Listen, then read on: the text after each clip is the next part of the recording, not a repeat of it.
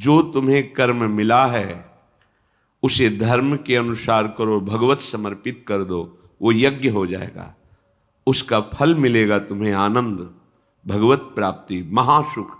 कर्म वही है, पर जब अहंकार से प्रेरित होकर अपने लिए करते हो सुसुख वांछा, तो उसमें अधर्म वृत्ति बढ़ जाती है। अधर्म वृत्ति निश्चित आपको भोगना पड़ेगा। यदि भगवान की शरण में हो जाओ, अबलो नशानी अबना नशई हो, वो कृपा करे तो सब क्षमा हो जाए। वो कह रहे हैं कि हम तो हम सर्वपापेभ्यो मोक्षयिष्यामि मा शुचा। नहीं तो आपका जो कर्म प्रकाशित नहीं हुआ है और आपने पाप कर्म किया वो गुप्त है, वो नष्ट नहीं हुआ, वो भयंकर रूप रख के तैयार है, अपने समय पे तुम्हें नष्ट कर देगा। एक 45-50 वर्ष की अवस्था के थे, अब उनको ज्ञान हुआ कि हमारे द्वारा बहुत अधर्म हुए हैं, अब सब छोड़ो, अब सत् कार्यों में लगो। तो उनके सामने एक स्वर्णकार का मकान था।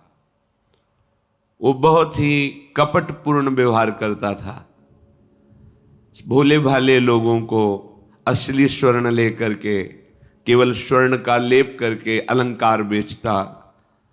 अगर कोई जानता तो कुछ राज कर्मचारियों को अपने ले के अधीन किए हुए था और उसको कुछ नहीं होता।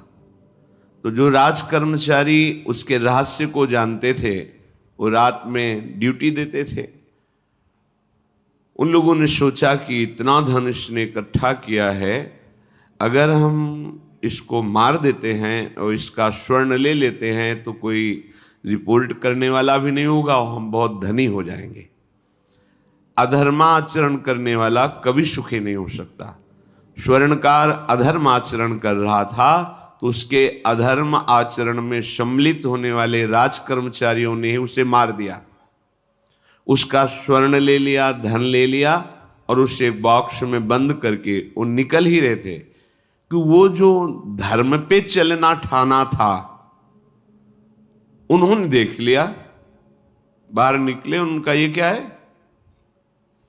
अब वो तो फंस गए क्योंकि बॉक्स में उसकी लाश थी और सब बैग झोला में स्वर्णाभूषण धन था।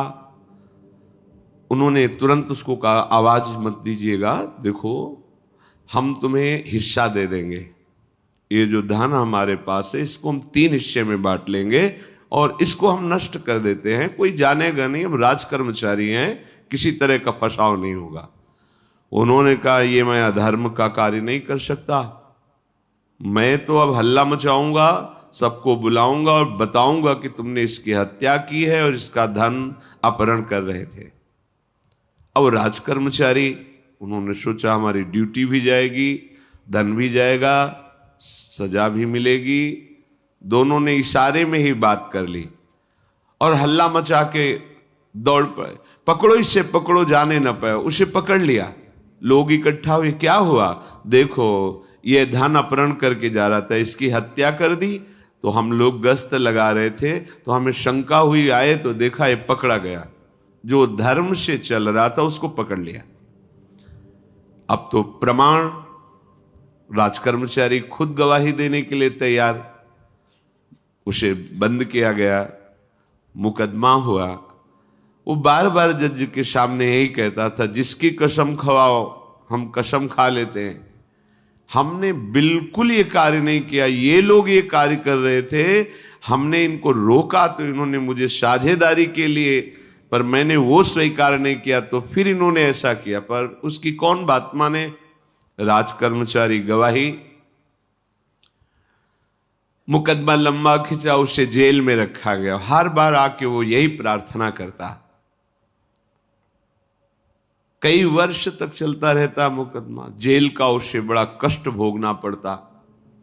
वो विचार करता कि मैं अगर हिस्सा ले लेता तो बच जाता, लेकिन धर्म से चल रहा था तो देखो मुझे कष्ट भोगना पड़ा। मुझे लगता है भगवान के दरबार में न्याय नहीं है, धर्म रक्षा नहीं करता, ऐसा लगता है।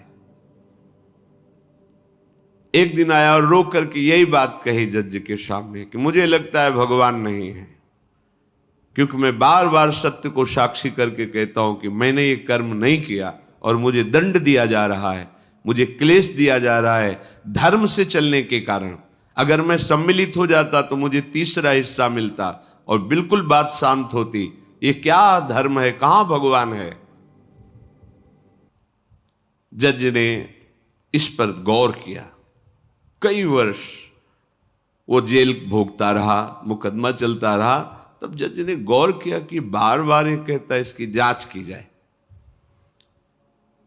तो हत्याकांड होते ही रहते हैं। एक शव आया वहां,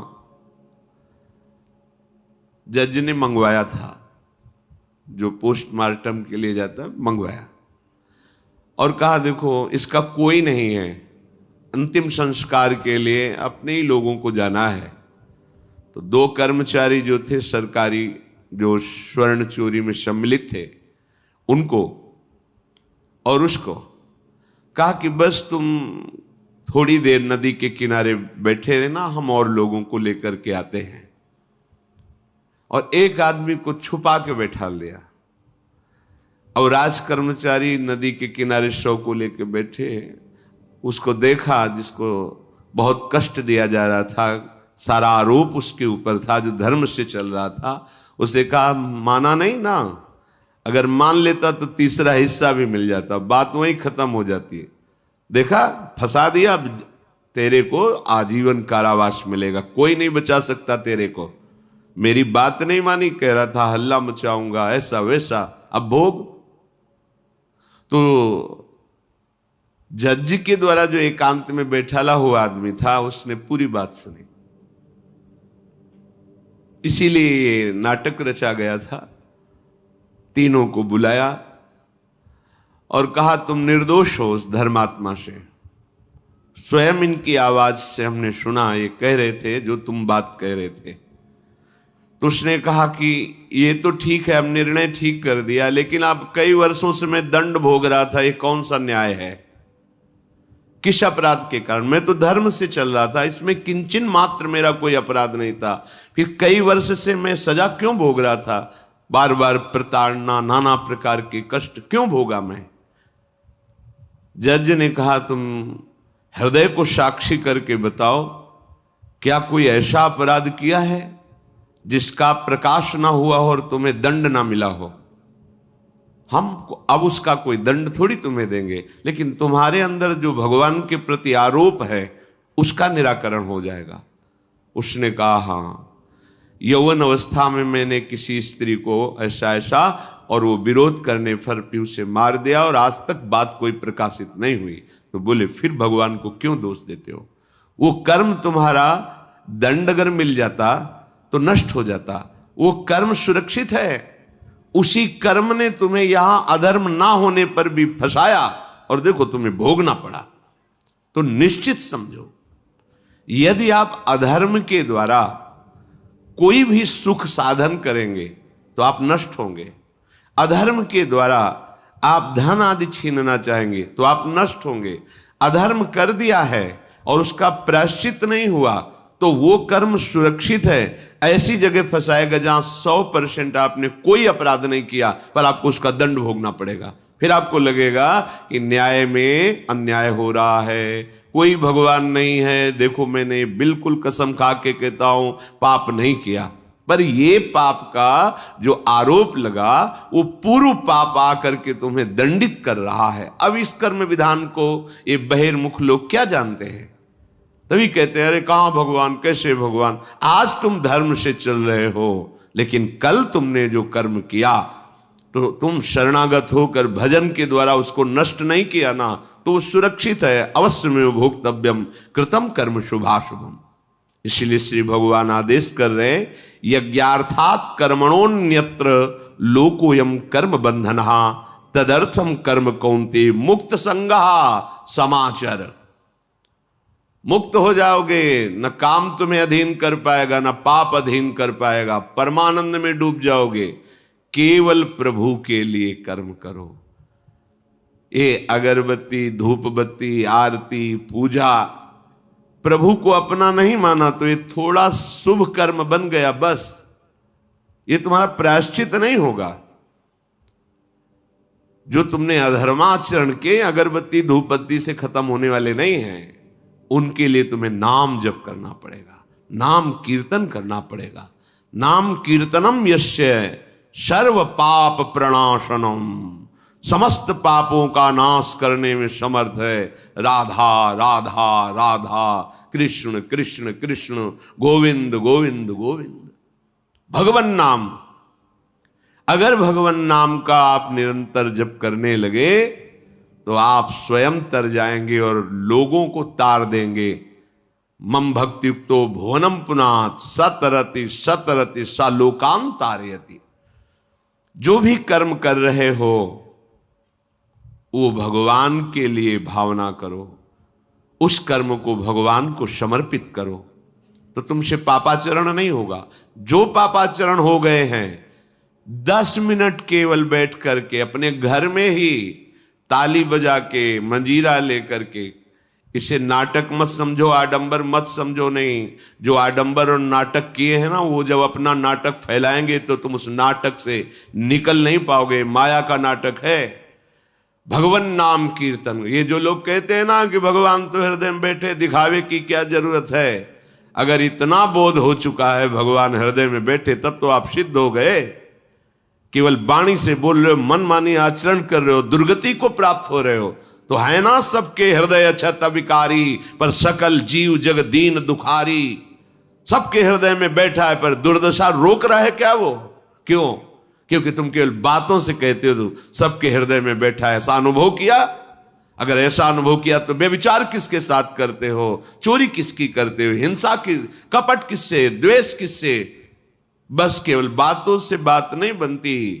ये कर्म बातों से नष्ट नहीं होता, इसके लिए अनुष्ठान करना होगा नाम का। चाहे जैसी परिस्थिति हो, चाहे जो हो, जैसे भी हो, तुम्हारा मंगल होगा। अहोबत स्वपचतो गरीयान यज्जिभ्यागे वर्तते नाम तुभ्यम। वो नीच आचरण करने वाला, अभक्ष पदार्थ खाने वाला भी यदि भगवान नाम उच्चारण करता है तो परम पावन हो जाता। अहो, आश्चर्य की बात, बड़े बड़े प्रायश्चित जिसे पावन नहीं कर सकते, भगवान नाम उसे पावन कर देता है।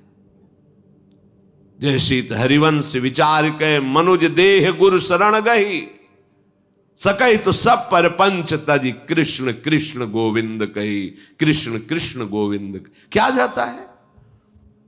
हम तो ये नहीं कह रहे कि तुम नहा के जपो, तुम ऐसा जैसे हो, जहां हो, गोविंद गोविंद, राधा राधा राधा वल्लभ श्री हरिवंश, तुम पावन हो जाओगे प्यारे। तुम्हारी दुर्गति, तुम्हारी विपत्ति, तुम्हारी उन्नति में जो बाधक कर्म है उनको नष्ट करो। किसी से भीख मांगने की जरूरत नहीं, कृपा की। अगर नाम जप नहीं तो कहीं भी भाग के चले जाओ, देख लो तुम्हें क्या मिलता है। नाम जप करो, तुम स्वयं देने वाले बन जाओगे। मांगना मिट जाएगा जन्म जन्म का। विश्वास करो, जैसे भी हो। नहीं छोड़ पा रहे गंदी बातें, शुरू करो। नाम को तो अंदर लाओ, वो तुम्हें इतनी सामर्थ्य देगा, सब छूट जाएगा, सब छूट जाएगा। विश्वास करो। आज तक जितने बड़े बड़े ऊंचाई के पद पर पहुंचे हुए महात्मा हैं, सबके मूल में नाम पाया गया। निरंतर नाम जप, निरंतर अभ्यास करने से होता है। विश्वास करो, इसके बराबर न तीर्थयाटन है, न कोई अन्य साधन है। नाम कलयुग केवल नाम आधारा, सुमिर सुमिर नर उतर ही पारा। जिसने नाम का आश्रय ले लिया महासुखी हो गया।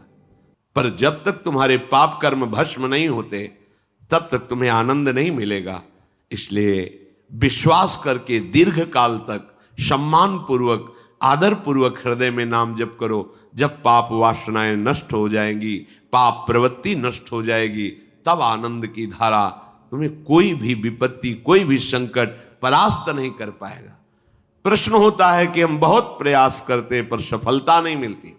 प्रयास को कहते हैं पुरुषार्थ, और सफलता नहीं मिली उसको कहते हैं प्रारब्ध। कभी कभी प्रारब्ध बहुत जोर का होता है, जो बड़े बड़े ऋषि मुनियों के ऊपर भी हावी हो जाता है। पर पुरुषार्थ व्यर्थ नहीं जाता। यदि वो सत है तो तुम्हारा पुरुषार्थ भी तो असत है। अगर राधा राधा बीच में बोलते रहो और प्रभु की भावना कर लो कि 8 घंटे से जो काम कर रहा हूं वो समय और वो कार्य दोनों प्रभु को समर्पित करते हैं, अब ये सत्य पुरुषार्थ हो गया। अब प्रारब्ध को बदलने की सामर्थ्य आ गई तुम्हारे पुरुषार्थ में। खिलवाड़ नहीं है जो तुम एक भी कर्म करते हो, वो कर्म सुरक्षित है, वो तुम्हें दंड दे के रहेगा या तुम्हें सुखी करके रहेगा। असत है पाप है तो दंड देगा, सत है सुकृत है तो सुखी करेगा। विश्वास मानिए, ये सत्य वार्ता है, ये कोई चाटुकारिता की बात नहीं है। सत्य में सत्य रहता है, चाहे जो युग हो चाहे जो समय हो, सत्य अपना प्रभाव दिखा के रहता है। इसलिए भगवान का आदेश है, तुम्हारा जीवन भगवत प्राप्ति के लिए, आनंद में डूबने के लिए, मस्त होने के लिए मिला है। ये मस्ती नशा में नहीं है, ये मस्ती दूसरों के शरीर का मांस खाने में नहीं है, ये मस्ती दूसरों की हिंसा व्यभिचार इसमें नहीं है। मस्ती है स्वात्मानंद की। जब कोई चाह नहीं, कोई परवाह नहीं, मृत्यु भी एक खिलौना लगने लगे, उसे मस्ती कहते हैं। वो मस्ती आती है भगवान नाम जप से। शुद्ध ज्ञान का प्रकाश हुआ, मरने का भय खत्म हो गया, क्योंकि शरीर राग नष्ट हो गया।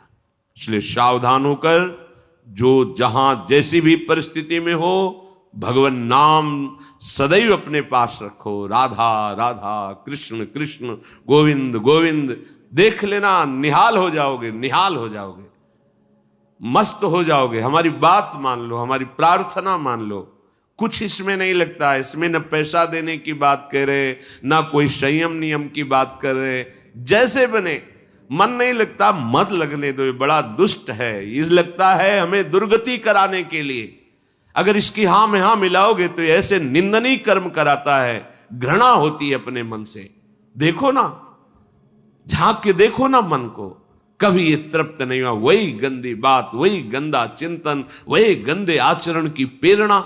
इस दुष्ट को मित्र मानते हो, ऐसे मन को? जो हमारा खास दुश्मन है वो मन है। वासनाओं में फंसा हुआ, वासनाओं की प्रेरणा करने वाला दुश्मन मन है। इस मन को डंडे से मारो। डंडा है हरिनाम, जितना जपोगे मन उतना ही सावधान रहेगा। कृष्ण कृष्ण गोविंद गोविंद गोविंद निरंतर रटन करो। राधा राधा राधा। क्या जाता है? जिह्वा से नाम उच्चारण कर रहे, शरीर से अच्छे कर्म कर रहे हैं, विचार अपने आप पावन होने लगेंगे। विचार पावन हुआ तो महात्मा हो गया, चाहे वो गृहस्थ हो चाहे वो विरक्त हो। तो ध्यान दीजिए, हमारे पुरुषार्थ को प्रबल करने वाला और प्रारब्ध को नष्ट करने वाला एक ही महान समर्थ है, भगवान नाम। इसके सामने कोई साधन बराबरी नहीं कर सकता। ये महामहिम नाम भगवान का है, भगवान को भी अधीन करने की सामर्थ्य रखता है। ये जो निकृष्ट भाव बैठा हुआ है, बेटी हुई उदास हो गए, लड़का हुआ थाली बजाओ घंटा बजाओ, जिससे बहुत बड़ा, बिल्कुल ठीक नहीं है। ये बेटा होता किससे है? बेटी से ही होता है। तुम किससे हुए हो? किसी मां से हुए हो। वो क्या थी? किसी की बेटी ही थी। कैसी मूर्खता छा गई है, गर्भस्थ बेटी की कोई परवाह न करके उसको, ये क्या है? कितने राक्षस वृत्ति में आ गए हैं हमारी। राक्षस भी अपने बच्चों को नहीं खाते। कितनी राक्षसी बुद्धि। हम सुंदर दिखना चाहते हैं, समाज में सम्मान पाना चाहते हैं, और पाप कर्म कैसा? बेटी है गर्भ में, हत्या करा दो, नहीं चाहिए। बेटा कहां से पैदा होगा? वो किसी की बेटी से ही तो पैदा हो रहा है। कैसी मूढ़ता छा जाती है। वैसे भी शास्त्र में स्त्री हत्या करना बहुत बड़ा महापाप कहा गया है। फिर भ्रूण हत्या, गर्भ हत्या, गर्भस्थ शिशु की, उसमें भी कन्या, सर्वनाश। इसके बाद फिर रोते हैं, हमने कौन सा पाप किया, भगवान ने हमारा पुत्र छीन लिया। कौन सा पाप किया, भगवान ने ऐसा कर दिया। अरे अपने डायरी में तो लिखा करो कि तुमने कौन से पाप किए हैं। फिर जब परिणाम आवे तो सोचोगे तो लगेगा बहुत हल्के में निपाट रहे हैं भगवान, हमें तो बहुत कष्ट मिलना चाहिए।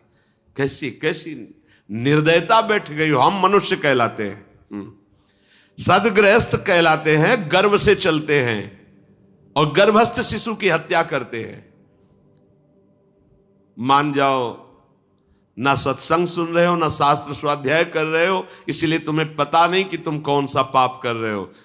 ऐसे ये पाप, कुछ पाप ऐसे हैं जिनको वज्र की लीक कहा गया। वज्र की लीक में मिटाल नहीं सकते, तुम्हें भोगना पड़ेगा। जो गृहस्थ है और संतान नहीं है, उस जीवन को सार्थक करने के लिए अपने गृहस्थ जीवन का त्याग करो, तीर्थ धाम कहीं वास की व्यवस्था करो और दोनों मिलकर भजन करो, अपने शरीर को पूरा करो, तो जीवन सार्थक हो जाएगा। अगर गृहस्थ है, संतान है, पढ़ाओ लिखाओ, उसको उसी योग्य करो जैसे तुम्हारे माता पिता ने किया है, तो तुम उस ऋण से मुक्त हो जाओगे। और फिर भी भजन करो, भजन ही तुम्हें भगवान की प्राप्ति कराएगा। दूसरा, जो अपने धर्म से भ्रष्ट हो चुका है, उसका जीवन व्यर्थ है। आपका एक धर्म है, सबसे पहला धर्म है मनुष्य धर्म। मनुष्य का क्या कर्तव्य है? अपने प्राणों का भी बलिदान देकर दूसरे की रक्षा करना, और यहां अपने मन को सुख पहुंचाने के लिए दूसरे की हत्या कर देना। कैसा राक्षसी भाववृत्तियों में आ गया। देखो, अगर कोई माता बहन एकांत मिल जाए तो बस राक्षस जैसे टूट पड़ते हैं, ऐसे स्वभाव, मार दो, जला दो, काट दो। बड़ी दुर्गति होगी, देख लेना, यहां भी होगी। छुपा के भी कर लो, तब कर्म प्रकाशित होगा। जब तुम अपराध नहीं करोगे, अपराध नहीं करोगे, तब वो अपराध तुम्हें फंसाएगा और जीवन भर रुलाएगा। मरने के बाद नर्क मिलेगा। नर्क माने बड़ी जेल है, वो बड़ी जेल, ये छोटी जेल है। जैसे बड़े अपराधियों को बड़ी जेलों में भेजा जाता है, तो विश्व ब्रह्मांड की सबसे बड़ी जेल और वहां के सबसे बड़े जेलर यमराज, वहां दंड मिलता है। आप ऐसा ना सोचिए कि ये सब गप है। गांव में जैसे बात करे तो लगता है गप है, जब जेल हो आते हैं ना तो कहते हैं। एक गांव में मिले थे, कहा था कि अगर रोज 5 जूता कोई गांव में हमें मारे तो हम उसे सह लेंगे, लेकिन दोबारा जेल जाने वाला आचरण नहीं करेंगे। दिखा रहे थे कि देखो कैसे कैसे कष्ट वहां के कैदी भी मारते हैं जो बहुत पुराने हो गए हैं, वो हमको अनुशासन में रखते हैं। ऐसा ऐसा कितना कष्ट। अब वो गया ना तो भोगा, अब माया के कारण स्मृति नष्ट हो गई नहीं, सैकड़ों बार अपने भी भोग के आ रहे हैं नरक। दूसरे, उसका जीवन नष्ट है जो धर्म का त्याग कर चुका है। तुम पिता माता से प्रकट हुए, तुम्हारा धर्म है माता पिता की सेवा करना। वयोवृद्ध बेचारे माता पिता उठने बैठने में असमर्थ हैं, आप पैसे कमाने के लिए अपनी बहुली निकल गए, अब वो कष्ट भोग रहे हैं। ना उनको देखना है, ना उनकी व्यवस्था करना है, मरने दो तो ठीक है। तुम्हें जब परिणाम आएगा तब तुम भी तो बनोगे ना वृद्ध, तब तुम्हें पता चलेगा। अवश्य में भोक्तव्यम कृतम कर्म शुभाशु। होश में, माता पिता सबसे पहले भगवान हैं यदि आप गृहस्थ हैं तो। अगर आप बाल्यावस्था से भगवान के मार्ग का अनुसरण कर रहे हैं तो फिर भगवान प्रणत कुटुंब पाल रघुराई, भगवान व्यवस्था कर देते हैं। वैराग्य मार्ग में लौटकर पीछे नहीं देखा जाता। हमारे भगवान के अवतार मानेंगे महाप्रभु चैतन्य देव, नवयुति विष्णु प्रिया जी माता सची छोड़ के चल दिए। आद्य गुरु भगवान शंकराचार्य भगवान के अवतार मां केवल छोड़ के चल दिया। भगवान के मार्ग में यदि ऐसे चले तो भगवान संभाल लेते हो, परम पद मिलता है 21 पीढ़ियों को। मां तो बिल्कुल नजदीक है, 21 पीढ़ियों को भगवत प्राप्ति हो जाती है। और शब्द है प्रणत कुटुंब पाल रघुराई, भगवान स्वयं उसके परिवार का पोषण करते हैं। पर यदि गृहस्थ धर्म में हो और अपने माता पिता का त्याग कर दिया, उनकी सेवा नहीं करते, वो दुख भोग रहे, तो नरक यंत्रणा मिलेगी और जीते जी तुम उन्नति को प्राप्त नहीं हो सकते। तुम्हें भले उन्नति दिखाई देती हो, बाद में परिणाम देख लेना आप। तीसरा, जो दूसरों के भोजन छीनने की चेष्टा में रहता है, कैसे इसका धन अपहरण कर लें, कैसी जमीन अपहरण कर लें, कैसे इसकी अव्यवस्था पैदा कर दें इसके जीवन में, जो केवल अपने ही सुख को देखता है उसकी दुर्गति होती है। तीसरा, उसका जीवन व्यर्थ है। जो दूसरों के सुख का अपहरण करके सुखी होना चाहता है, सदैव केवल अपने सुख में डूबना, सोचना कैसे मैं सुखी हो जाऊं, अधर्माचरण करूं, छीन लूं, क्या करूं, कैसे करूं, उसका जीवन व्यर्थ है। और चौथा, जो आए हुए साधु महात्मा अतिथि का अनादर कर देता है, अपमान कर देता है, सारे सुकृत नष्ट हो जाते हैं। ये 4 का जीवन बिल्कुल व्यर्थ हो जाता है।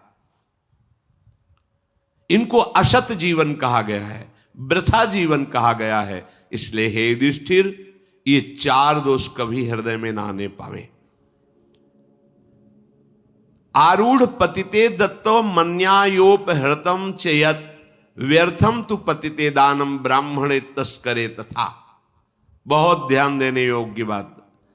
जो वानप्रस्थ या विरक्त भाव संन्यास ले लेते हैं और कुछ वर्ष चलने के बाद मैं तो इस पे नहीं चल पाऊंगा लौट जाते, उन्हें घोर नरक की प्राप्ति होती है। कुछ भी कर लो, ये भारी अपराध तुम्हें नरक की प्राप्ति कराएगा। मार्कंडेय जी महाराज युधिष्ठिर को उपदेश कर रहे हैं।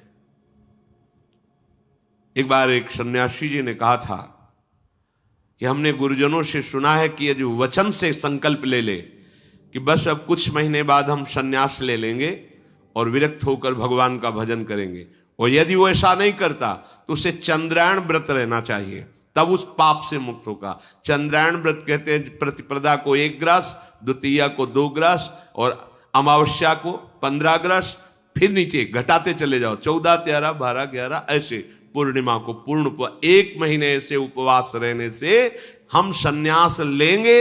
इस बात के अपराध का उसको सन्यास लिया नहीं, केवल घोषणा कर दी थी। और जो सन्यास ले लिया या वानप्रस्थ, वानप्रस्थ कहते हैं पत्नी के सहित विरक्त होकर भजन करना। गृहस्थ में थे, अब निर्णय कर लिया कि अब आजीवन हम ब्रह्मचर्य रहेंगे और भगवान का भजन करेंगे, धाम तीर्थ वन आदि में रहकर वो जीवन में दोनों भजन करके भगवान की प्राप्ति में लगा, उन्हें वानप्रस्थ कहते हैं। सन्यास जो पूर्णतया वैराग्यवान होकर केवल भगवान के आश्रित जीवन। सन्यास मार्ग में माता पिता परिवार का दिया हुआ कुछ स्वीकार नहीं किया जाता, उनके द्वारा भरण पोषण नहीं स्वीकार किया जाता। अगर स्वीकार करता है अपने धर्म से भ्रष्ट हो जाता है। ये मनमानी आचरण, न शास्त्र स्वाध्याय है न सत्संग में श्रद्धा है। मनमानी आचरण से अध्यात्म मार्ग प्रकाशित नहीं होता। जिसने सन्यास ले लिया और वो फिर गृहस्थ में लौट जाता है, अब हमसे तो होने वाला नहीं, तो उसे आरूढ़ पतित कहते हैं। आरूढ़ पतिते दत्तो मन्यानयोपहृतम चयत, उसको दुर्गति प्राप्त होती है। इसलिए होश में ये मार्ग ऐसा नहीं अब हमारा मन नहीं लगता, अरे अहो भाग्य है कि तुम्हारे भाग्य से विषय भोग मिटा दिया भगवान ने, तुम्हें परमार्थ का मार्ग दे दिया। जिसको छोड़ना कठिन है भगवान ने उसे काट दिया, चलो मेरे मार्ग में चलो। हम मनमानी आचरण नहीं, बिल्कुल नहीं। यहां शास्त्र आदेश करता है, ऐसे नहीं होना चाहिए कि 4 दिन हुए कपड़ा उतार दिया, कपड़े बदल लिए, 5वें दिन फिर उसी पोशाक में। तो जानते हो इससे क्या होगा? जीवन भर कुछ कर लो, दुर्गति प्राप्त होगी। तस्मात् शास्त्रम प्रमाणम ते कार्य, ये कानून है। कानून में फंस गए तो सजा निश्चित होगी। ये भागवतिक कानून जैसे एक राजकीय कानून है, तो ये भागवतिक त्रिभुवन का कानून है। त्रिभुवन में कहीं यही कानून काम करेगा। अलग अलग देश का कानून है, लेकिन ये त्रिभुवन का कानून है, विश्व का कानून है, ये भगवदीय कानून है। अगर इसमें फंस गए तो निकलना मुश्किल हो जाएगा। बहुत शास्त्र के अनुसार चलो। तो जो वानप्रस्थ या सन्यास लेकर के पुनः गृहस्थ धर्म से युक्त हो जाता है, उसकी दुर्गति निश्चित हो जाती है। आप तुम वो कर ही नहीं पाओगे। जैसे कहते हैं अब मंत्र ले लिया, अब क्या जाने की जरूरत है। मंत्र प्रकाशित ही नहीं होगा, जप ही नहीं पाओगे। लिख के देख लो, ये शब्द लिख लो, मंत्र नहीं प्रकाशित होगा, जप ही नहीं पाओगे। खिलवाड़ है परमार्थ चलना। एक एक अक्षर में अगर त्रुटि हो जाती है तो छाती जलेगी। कैसे गलती कैसे होगी? एक अक्षर भी अगर शास्त्र सम्मत इष्ट प्रेरित है, हृदय शीतल रहेगा, परमार्थ प्रकाशित रहेगा। ये मार्ग है। अब कौन शास्त्र स्वाध्याय करता है? कहां में सत्य चर्चा सुनने को मिलती है? भगवत कृपा है जो सुनने को मिल रही, इसको हृदय में धारण करो। जो जीवन हमें भगवान ने दिया है ये निंदनीय जीवन नहीं है, ये रोने वाला जीवन नहीं कि हाय हमें दूल्हा नहीं मिला, दुल्हन नहीं मिली, हाँ संसार के भोग नहीं मिले, परिवार बड़ी कृपा हुई, जिस दलदल से हम नहीं निकल सकते थे, नहीं निकल पाए अनंत जन्मों से, आज हमारी लाडली ने फूल जैसा मुझे अलग कर दिया। ये गृह कारज नाना जंजाला, तेति दुर्गम शैल विशाला, ये शर्म आवत अति कठिनाई, राम कृपा बिनु आए न जाई। भगवान ने तुम पर कृपा की, तुम्हें नाचना चाहिए कि रोना चाहिए? विषयों को देख देख कर जलते हो, भोगने की लालसा रखते हो, कैसा जीवन, व्यर्थ जीवन। बिल्कुल नहीं, सावधान, तुम्हारा जीवन भगवान के लिए, तुम्हारे भाग्य में श्री जी लिख दी गई है। आह, हमें नाचना चाहिए। हमारे भाग्य को बदल कर प्रभु ने अपना चरणारविंद, अपना धाम, अपना नाम, अपनी सेवा दे दी। धिक्कार है अगर ऐसे होने पर भी ललचाए और उस मार्ग की तरफ जाए जहां से श्री जी ने निकाल लिया है। तो जो वानप्रस्थ या संन्यास धर्म स्वीकार करके पुनः गृहस्थ धर्म का आश्रय ले लेता है, उसकी नारकी गति होती, दुर्गति होती है। और जो पापाचरण करके, अन्याय से, अधर्म से छीन झपट करके धन, और सोचता है उसमें कुछ दान कर देंगे। जैसे किसी ने प्रश्न किया था ब्लैक और व्हाइट, कि अब हम तो ब्लैक और व्हाइट का मतलब काला और सफेद समझते हैं, तो काला धन का मतलब होता होगा अधर्माचरण या जो राजकीय विभाग से पास ना हो, उसे ही काला धन कहते होंगे। तो काला धन काला ही रहता है, कोई व्हाइट नहीं कर सकता उसे। जमा कर लो, एक समय आएगा कि ट्रक में लद के सब चला जाएगा, तुम भी लद के चले जाओगे। अगर वो समय ना आया तो यमराज के दूत तुम्हें ले जाएंगे, सब यही पड़ा रहेगा। होश में चलो। दान किसे कहते हैं? खूब मेहनत करो, धर्म से कमाओ, फिर उससे एक रोटी की व्यवस्था किसी की भी कर दो, उसे सतदान कहते हैं।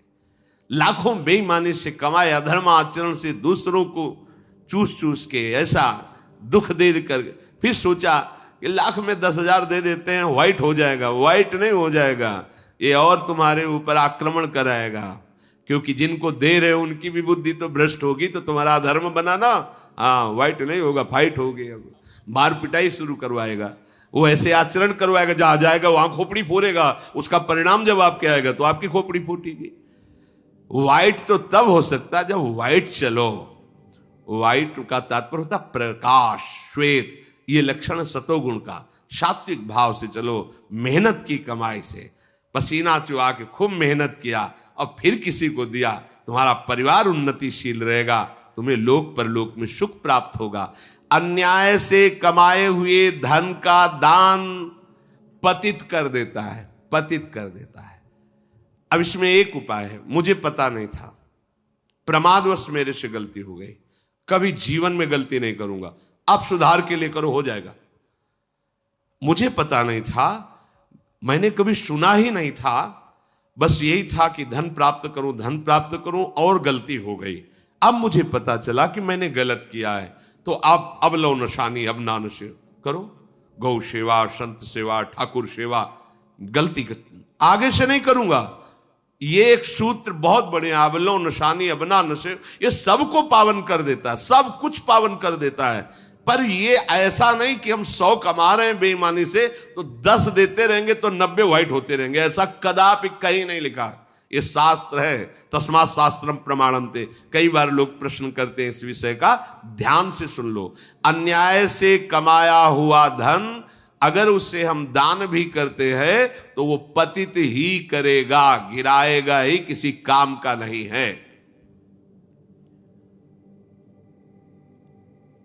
आगे वर्णन कर रहे हैं कि धर्म से कमाया हुआ दान अगर ऐसे को दोगे तो वो भी व्यर्थ हो जाएगा। कैसा?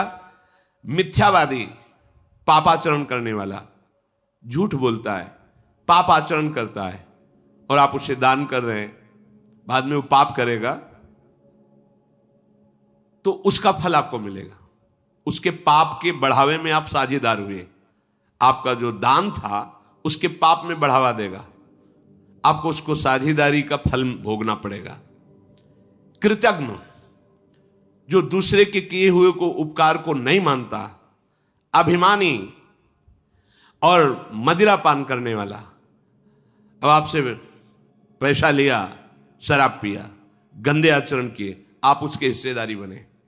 ऐसा थोड़ी दान की कोई मांग रहा है दे दो, बहुत पात्र और अपात्रता का निर्णय करके दिया जाता है। ऐसे नहीं कि मांग रहा है तो देना ही पड़ेगा, नहीं, हमें अधिकार समझ में आवे कि हमारे द्वारा दिए हुए धन का सदुपयोग हो रहा है, वहां पात्र देख करके धन आदि का दान किया जाता है। जो पतित हो चुका है, जो अधर्म व्यवसायी है, जो तमोगुण से आवृत रहते हैं और अंदर क्रोध भरा रहता है, अहंकार पूर्वक दान करते मेरा सम्मान हो, ऐसे का दान ही नहीं स्वीकार करना चाहिए।